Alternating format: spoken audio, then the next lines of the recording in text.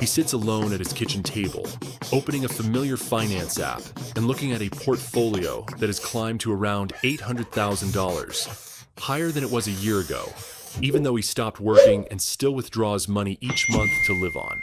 It does not feel shocking at first, but slightly off, like a small misalignment in the logic. A sense that something in the math does not match how money is usually understood. In the common view, once income stops, a personal financial system begins to move in reverse, with savings gradually declining as expenses continue. But in this case, the flow of money does not disappear. It changes how it moves inside the system, and that shift produces an outcome that appears contradictory. The mechanism here is not about generating more income, but about how cash flow is retained, distributed, and continues to grow once earned income is no longer at the center. On the surface, it looks like a rare exception, but when examined more closely, it may simply be a different state of the same system that most people have never clearly seen. To understand what is happening, it helps to move away from the familiar idea that money only comes from working, and instead view the financial system as a set of flows that exist in parallel over time. There are always two main streams of money, one from labor and one from assets. And for most of life, the first dominates attention because it is visible and easy to measure. The second stream operates more quietly, not tied to hours worked, but to what has already been accumulated and how it grows over time. In the early stages, this stream feels almost insignificant, making the system appear fully dependent on earned income. But that is only true when the asset base is still small. As the asset base grows over time, the second stream begins to shift its role.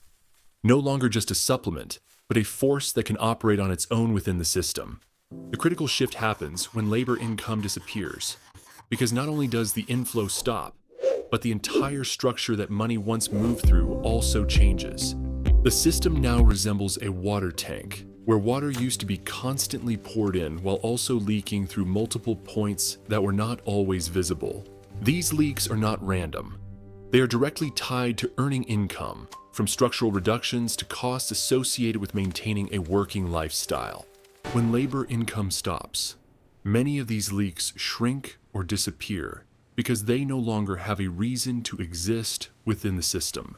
At the same time, the asset-based stream continues to operate. But unlike income, Our it does not need to self-sustaining be system recreated. operates in It a grows from stable, what already controlled exists. environment. This growth does not move in a straight line, but accumulates, where each gain becomes the base for the next, creating a different pace of change over time. In the early years, this is hard to notice due to small scale. But once it reaches a certain threshold, the system begins generating meaningful movement on its own. When money is withdrawn for spending, what matters is not the act of withdrawing itself, but the relationship between withdrawal speed and internal growth. If internal growth exceeds withdrawals, total assets can still rise, and this is what makes the system appear to defy common logic. At the same time, the asset-based stream continues to operate. But unlike income, it does not need to be recreated. It grows from what already exists. Living costs also shift, as many previous expenses were tied to maintaining income generation rather than purely to living.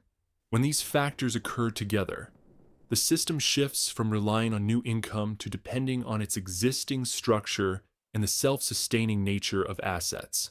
And in this state, what once seemed like a contradiction becomes more understandable, because the system is no longer operating under its original logic.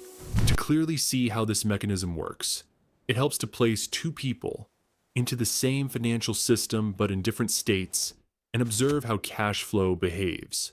The first person is still working, receiving steady monthly income, and their financial system revolves around maintaining that flow.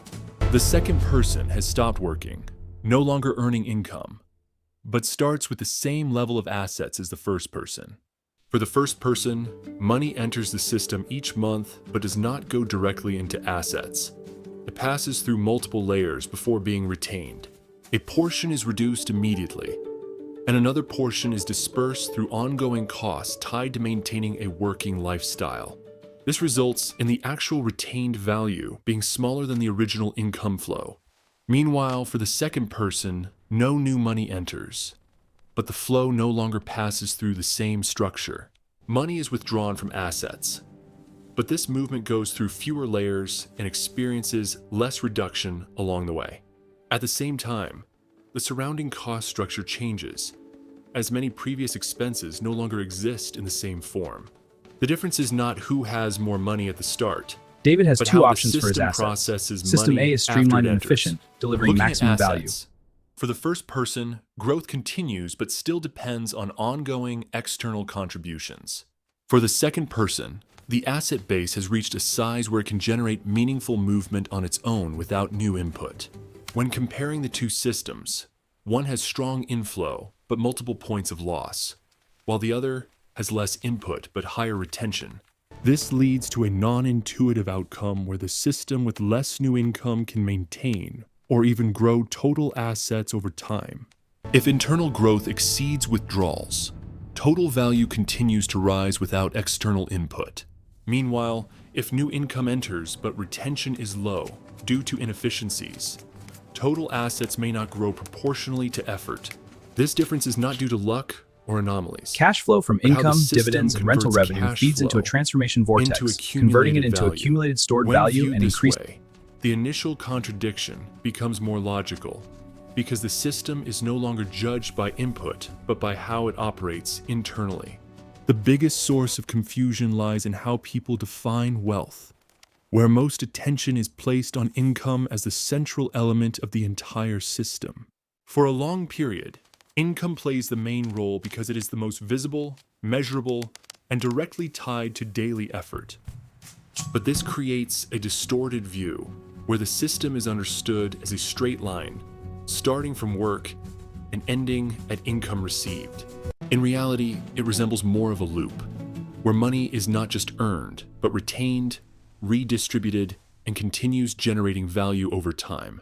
When viewed as a straight line, stopping work means stopping the entire process, leading to the conclusion that wealth must decline. But when viewed as a layered structure, stopping work removes only one component, not the entire system. The blind spot is failing to recognize that asset-based cash flow can exist independently and eventually become dominant at scale. When that happens, the system no longer depends entirely on generating new income to sustain or grow. This shift is not a sudden jump, but a gradual transition that often goes unnoticed until it becomes obvious. What appears to be a paradox is actually a shift in perspective, from focusing on inflow to understanding how the system operates as a whole. When the perspective shifts, the question changes from where money comes from to how money moves within the system. And that shift is what makes previously illogical outcomes become explainable within the same framework. This entire paradox can be reduced to one simple idea. Getting richer after retirement is not about generating more money, but about how the asset system behaves once the pressure to earn income is no longer at the center. When labor income stops, what remains is not a void, but the underlying structure of the financial system, where money is retained, moved, and continues to generate value differently.